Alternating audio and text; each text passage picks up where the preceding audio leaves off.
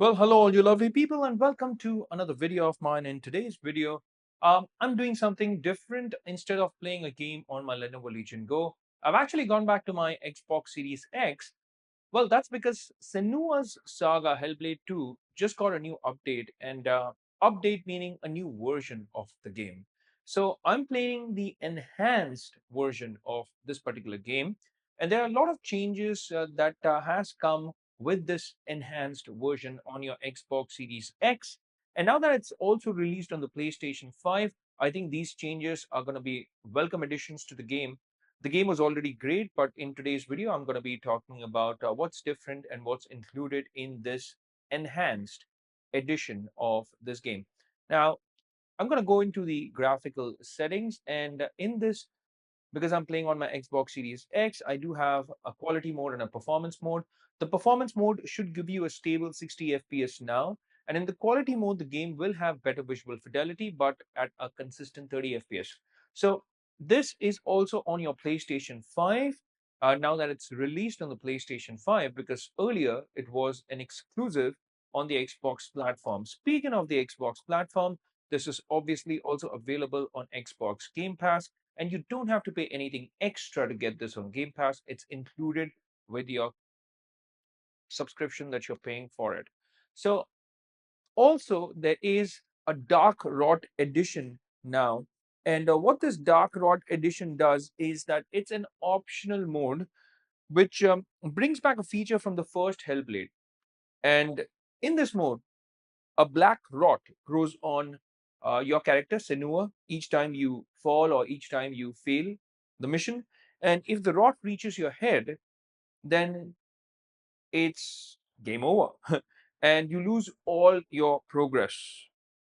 What this does is it adds a layer of tension and challenge for those seeking a more punishing experience, just like the original game. So the original game had this, Hellblade 1 that is, but Hellblade 2 did not have this.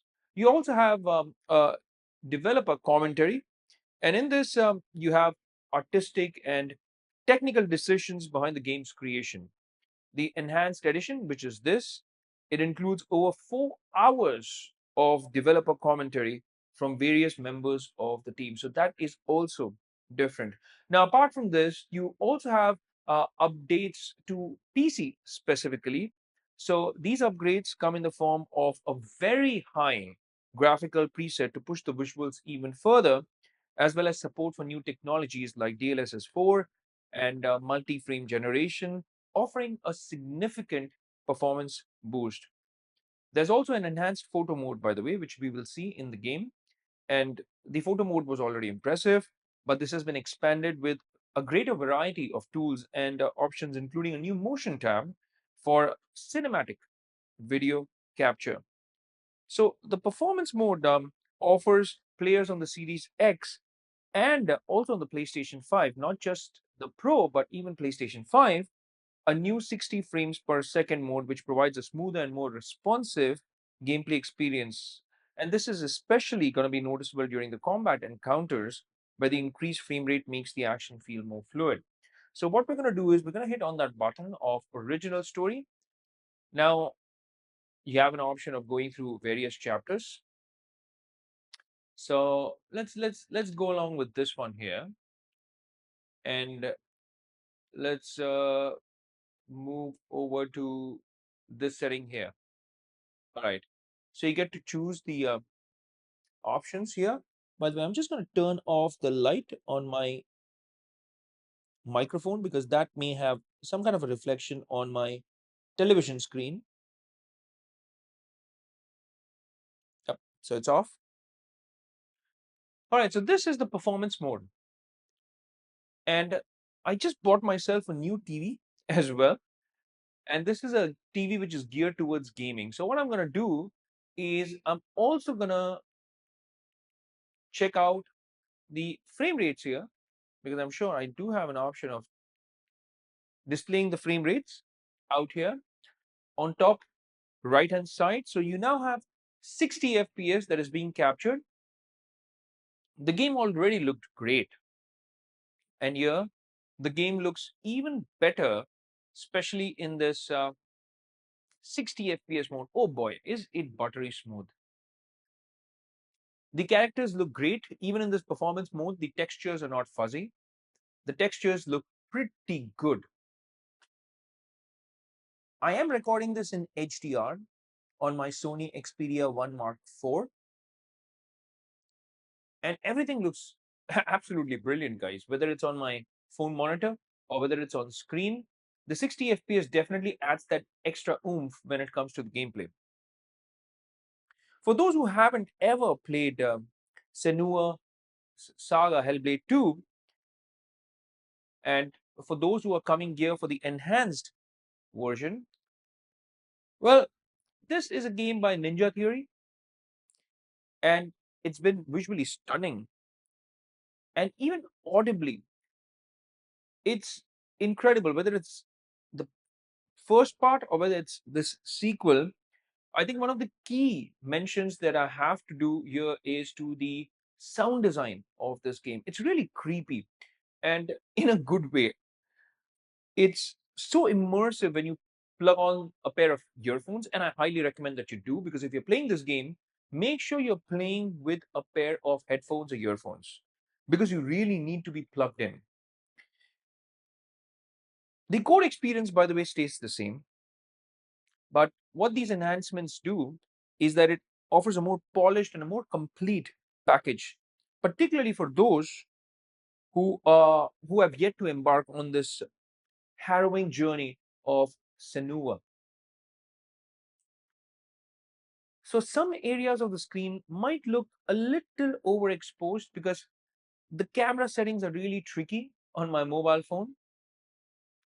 By the way, in case you're wondering, how does this actually look when it's on the graphical fidelity mode or the quality mode?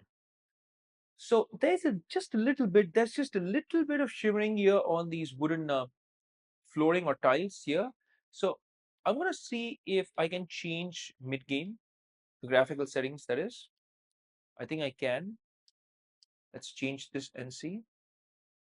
Yeah, it does change it a little. Unfortunately,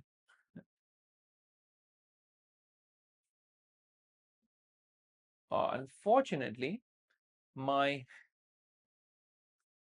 game frame rate here mentioned is still 60 FPS. Now, there might be a reason behind that, and that is this new TV. The reason behind that could be this. Let me just quickly go over to the game settings. Let's go over to the menu. Not this menu, I'm sorry. I'm going to go over to the other menu because I have actually enhanced the frame rate of the TV. So if I come over to clarity, sorry, not clarity, but to motion, I have dynamic acceleration on. Let me just reduce this. And now when I move the camera, and what I'm going to do is I'm going to turn off motion clarity, because what motion clarity does is it adds additional frames. So sometimes what that can lead to is, yeah, so now as you can see, look at it. This is 30 FPS for sure. I don't know if the camera is really getting this, but I can feel it. Now the frame rate counter of my television is inaccurate. It says 60 FPS because the television itself maxes out at 60 FPS. But I'll tell you what, this doesn't feel like 60 FPS. I can clearly tell the difference here while in person. And that's got to do with the TV settings.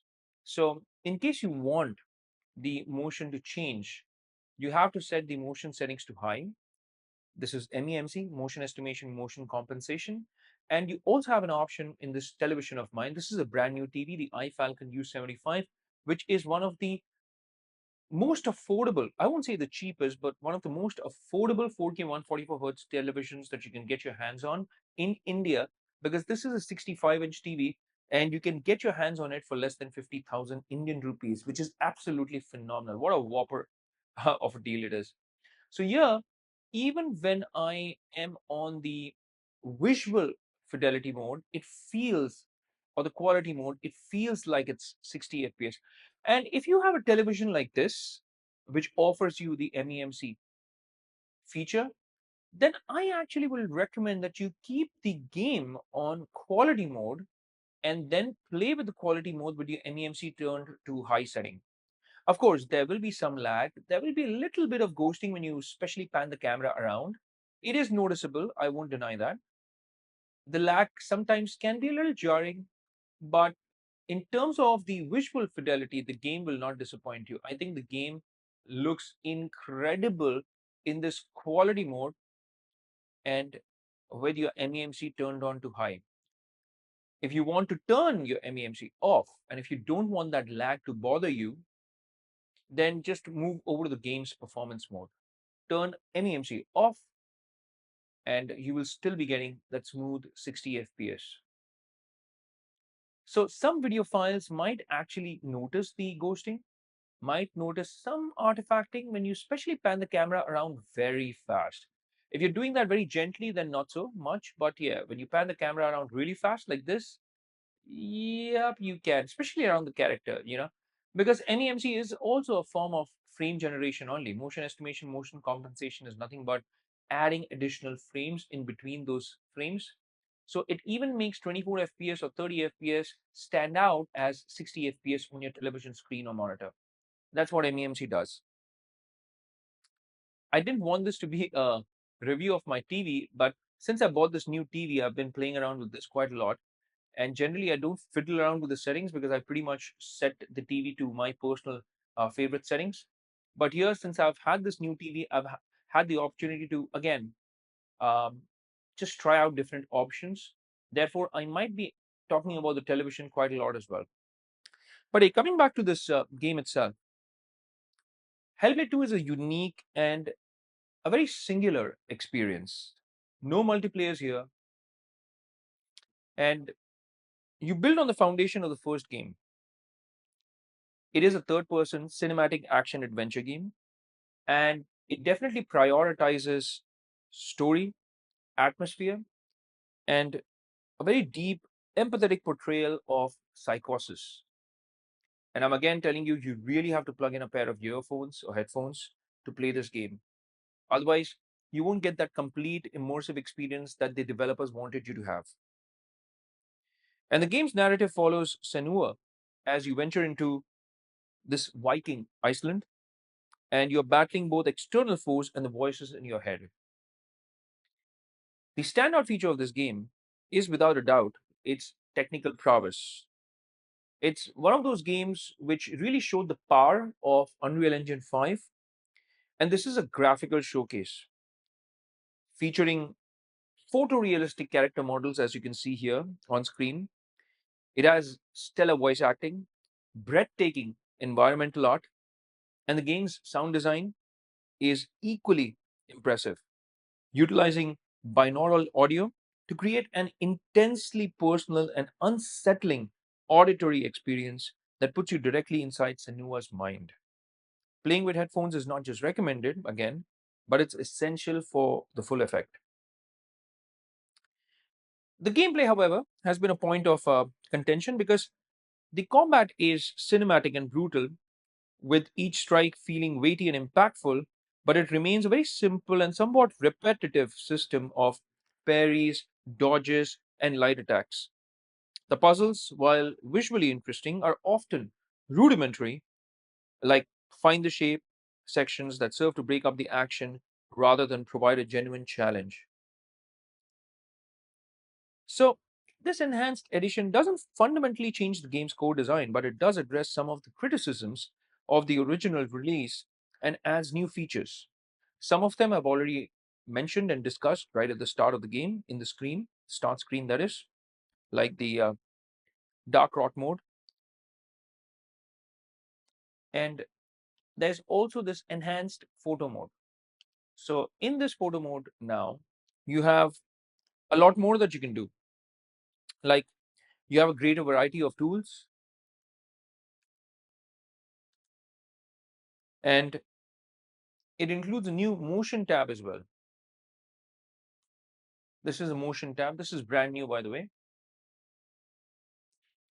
If I want to take a photo, screenshot saved.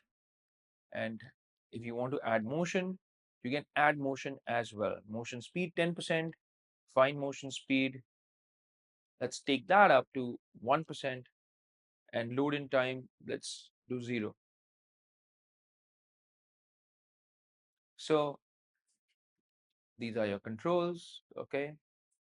Camera, accept. All right, show controls, blah blah. All right, toggle photo mode. Okay. So this is that new enhanced photo mode that I was talking about. So this game is now available on PlayStation 5 as well, by the way. And it includes a native 4K resolution and importantly a new 60 FPS performance mode, just like the one that you're watching right now on my Xbox Series X. This is, by the way, not the performance mode. This is the quality mode, but because of my television, it does look like 60 FPS. But yeah, when I pan that camera around, yeah, the ghosting, very, very noticeable. So what I'm going to do is I'm going to head over to settings and I'm going to play the game on the performance mode now instead of quality. And what I'm also going to do is I'm going to turn off the motion settings of my television, because what this is doing is adding lag and also ghosting. The camera might not be able to pick these things up. That's why I do these in-game commentaries.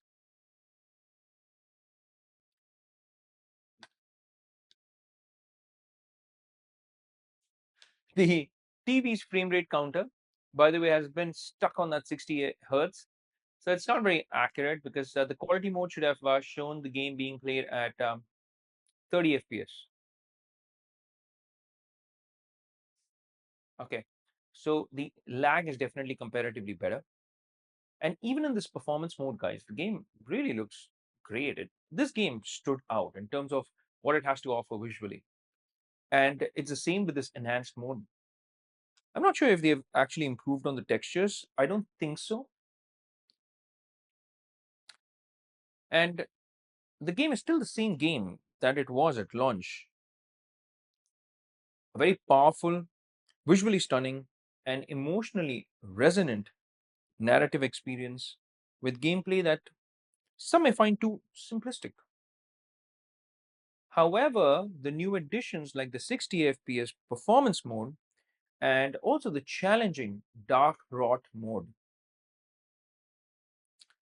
well, that makes this definitive or the definitive version of this game.